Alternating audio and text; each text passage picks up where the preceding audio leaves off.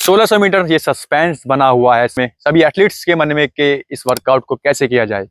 पिछली वीडियो में आपको बता चुका हूं, मैं आपको वर्कआउट दे चुका हूं, लेकिन फिर भी कमेंट्स आ रही हैं कि ये वर्कआउट हमसे नहीं हो पा रहा है, या फिर कुछ एथलीट्स हैं जिनसे वो बोल रहे हैं कि हमसे एक ही रेपिटेशन लगती है, उसके बाद में टाइमिंग चढ़ जाती है, या फिर हमसे नहीं हो पाता है ये वर्कआउट, वो कंप्लीट ही नहीं कर पाते हैं। या कुछ ऐसे एथलीट्स भी हैं जिनको ये वर्कआउट मतलब आप बेस ही कर पा रहे हैं, सिर्फ बेस हो पा रहा है, लेकिन वर्कआउट की तरफ को अगर आप रेपिटेशन लगाने जाते हैं तो उनका मन मतलब नहीं होता है वर्कआउट करने का। मैं उनको एक चीज बताऊंगा जिससे आप ये इस वर्कआउट को अच्छी तरीके से कर सकते हैं। मैं आपको बताऊंगा एक ऐसी ट्रिक जिससे इस वर्कआउट को आप कंप्लीट कर सकते हैं, जिससे आप अपनी टाइमिंग को भी बेहतर कर सकते हैं।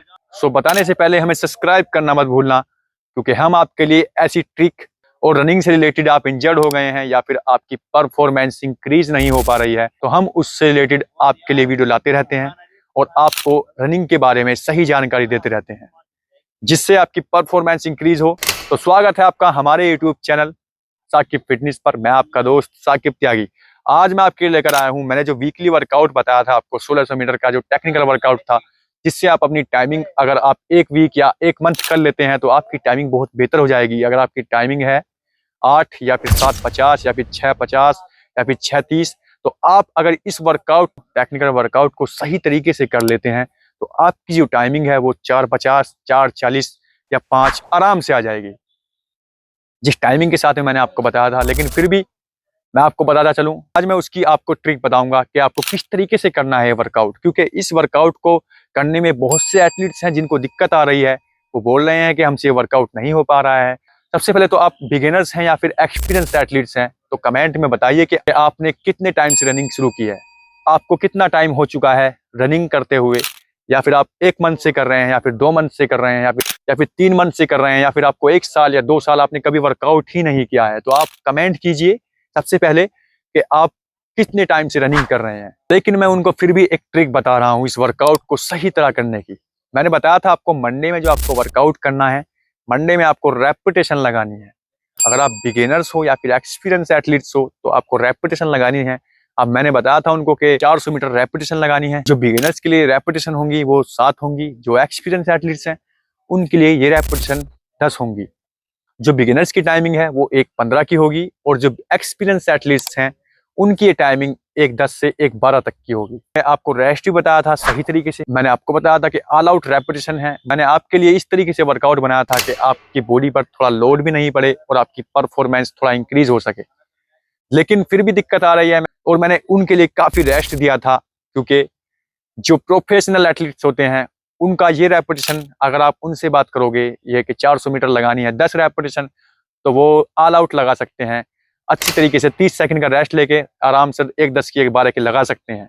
अगर आप इस वर्कआउट को भी नहीं कर पा रहे हो तो आपकी बॉडी बहुत ही अनफिट है। मैंने आपको रेस्ट बताया था, मतलब एक रेपिटेशन के बाद में जो बिगिनर्स का रेस्ट था वो 3 मिनट का था, जो एक्सपीरियंस एथलीट्स हैं उनका ये रेस्ट 2 मिनट का था। ट्रिक क्या है, मैंने 400 मीटर की रेपिटेशन बताई थी, आप सिर्फ क्या कर रहे हैं, आप सिर्फ एक रेपिटेशन लगाने के बाद बैठ जा रहे हैं। आपको प्रॉब्लम होती है तो आप बैठ जाते हैं, आप वर्कआउट ही कंप्लीट नहीं कर पाते हैं। तो सबसे पहले एक काम कीजिए, ये एक ट्रिक है। इसकी फर्स्ट ट्रिक मैं आपको बताता चलूं, आपको सिर्फ करना क्या है, आपको सिर्फ वर्कआउट जो मैंने आपको बताया है वो सिर्फ कंप्लीट करना है। अगर आपकी 10 रेपिटेशन है या आपकी 7 रेपिटेशन है, आपको सिर्फ वो कंप्लीट करनी है, ना कि आपकी टाइमिंग के हिसाब से। आप टाइमिंग के हिसाब से करो इस वर्कआउट को, आप टाइमिंग मत देखो। शुरुआत में आपको थोड़ा हार्ड लगेगा, लेकिन आपकी बॉडी जब फिट हो जाएगी इस वर्कआउट को अच्छी तरीके से टाइमिंग के साथ में कर लेगी। अभी आप सिर्फ वर्कआउट कंप्लीट करने पर ध्यान दें। अगर आपसे वर्कआउट नहीं हो पा रहा है, जो एथलीट से जिस भी एथलीट से ये वर्कआउट नहीं हो पा रहा है, तो वो सिर्फ वर्कआउट करने पर ध्यान दे, और जो कर रहा है इस वर्कआउट को अच्छी तरीके से कर रहा है वो अच्छी तरीके से ये ध्यान दे, वो रेस्ट ले अपना। आप सिर्फ इस वर्कआउट को कंप्लीट कीजिए, ना कि इसकी टाइमिंग के हिसाब से चलिए। जो बिगिनर्स एथलीट्स हैं वो भी ऐसा कीजिए। अगर आपसे नहीं हो पा रहा है, जिनसे हो पा रहा है तो अच्छी बात है, उनकी टाइमिंग जल्दी आ जाएगी अच्छी। आप देखेंगे कि आपकी टाइमिंग इंप्रूव हो रही है। ट्यूसडे का जो वर्कआउट है मैंने आपको बताया था पेस रनिंग, इजी वर्कआउट था वो। तो अगर आपसे शॉर्ट रेपिटेशन नहीं लग पा रही हैं तो आप लॉन्ग रेपिटेशन लगा सकते हैं। मतलब आपको बताया था कि मैंने 4 किलोमीटर पेस था जिसको 2 बराबर भागों में बांटना था, और जिसमें टाइमिंग बिगिनर्स के लिए टाइमिंग थी वो 7 मिनट की बताई थी, और जो एक्सपीरियंस एथलीट्स हैं उनकी टाइमिंग मैंने 6.5 मिनट बताई थी। लेकिन कुछ कमेंट आ रहे हैं कि ये वर्कआउट भी नहीं हो पा रहा है, इंड्योरेंस वर्कआउट है, थोड़ा स्पीड वर्कआउट है, ये भी नहीं हो पा रहा है। तो उनकी बॉडी को बहुत फिट होने की जरूरत है।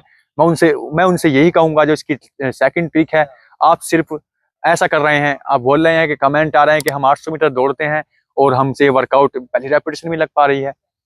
तो मैं उनसे ये कहूंगा कि आप सिर्फ इस वर्कआउट को पहली रेपिटेशन या फिर आप 4 किलोमीटर पेस अपनी बॉडी को दिखाइए कि हमने 4 किलोमीटर पेस किया है, ऑल आउट लगाइए, जोर लगाइए, सही तरीके से फटीक दीजिए अपनी बॉडी को, जिससे आप अपनी जो परफॉर्मेंस है, आप वर्कआउट के रिदम में आ जाएं जल्दी से, और 1-2 वीक बाद आप इस वर्कआउट को टाइमिंग के साथ में और कंप्लीट करने लगें। आप सिर्फ कंप्लीट करने पर ध्यान दें इस वर्कआउट को। जो भी एथलीट्स हैं जिनसे ये वर्कआउट नहीं हो पा रहा है टाइमिंग के हिसाब से, तो आप सिर्फ उसको कंप्लीट करने पर ध्यान दें। आपकी जो बॉडी है वो कंप्लीट वर्कआउट करने के बाद इस वर्कआउट के रिदम में आ जाएगी, और आपकी टाइमिंग 1-2 वीक बाद इस वर्कआउट की टाइमिंग को मेंटेन कर लेगी, स्पेस को मेंटेन कर लेगी, और आपका वर्कआउट भी अच्छा होगा, आपकी परफॉर्मेंस भी अच्छी होगी। लेकिन उससे पहले मैं आपको बेस बताता चलूँगा। आपको बेस बताया था मैंने आपको कुछ, मतलब आपको बेसिक जरूर करना है, वार्म अप करना है, आपको स्ट्रेचिंग करना है, आपको या फिर स्ट्राइड लगानी है आपको, या फिर एबीसी ड्रिल करनी है, उसके बाद वर्कआउट करना है। कुछ कमेंट आ रहे हैं कि ये वर्कआउट मतलब ये करने के बाद ही, मतलब बेस ही करने के बाद उनकी बॉडी थकान बन जाती है, जो वर्कआउट कंप्लीट ही नहीं हो पाता है।